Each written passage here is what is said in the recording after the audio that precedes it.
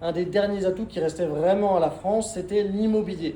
Mais là, depuis une dizaine d'années, c'est vraiment plus possible. Non seulement les taux ne font qu'augmenter, on a plus en plus de lois restrictives sur les Airbnb si on voulait vraiment aller chercher de la rentabilité, mais même sur les locations long terme, on a des taxes sur la plus-value, on a les frais notaires. Je veux dire, quand tu vends ton bien, à la fin, au final, avec tous les impôts, il ne te reste pas grand-chose. Et on a de plus en plus de problèmes de squat en France.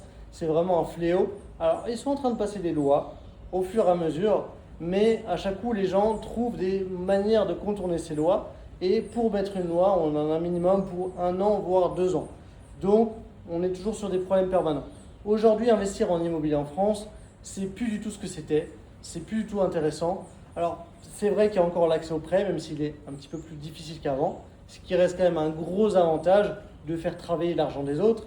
Mais aujourd'hui, si vous voulez aller chercher de la rentabilité dans l'immobilier ainsi que de la sécurité, parce que c'est quand même très important, si tu as un bien que tu ne peux pas exploiter, ton bien ne vaut absolument rien, va falloir aller à l'étranger, honnêtement. Moi, je suis au Paraguay, évidemment, je prêche un petit peu ma paroisse, mais vous n'avez pas que le Paraguay.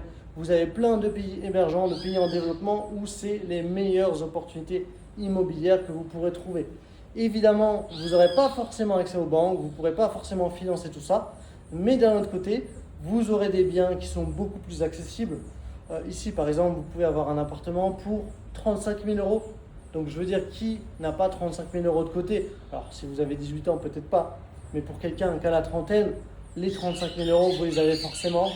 Et donc, ça vous permet d'investir sans banque, certes, mais avec un apport assez faible.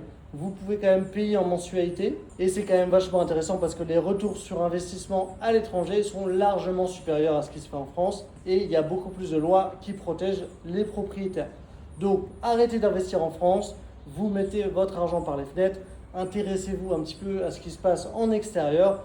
Et vous verrez que vous gagnerez beaucoup plus. Si le Paraguay vous intéresse, vous pouvez m'écrire et je vous enverrai toutes les informations. Et sinon, il y a plein d'autres pays tout à fait intéressants. Le Paraguay, c'est pas le seul. Je vous laisse faire vos recherches.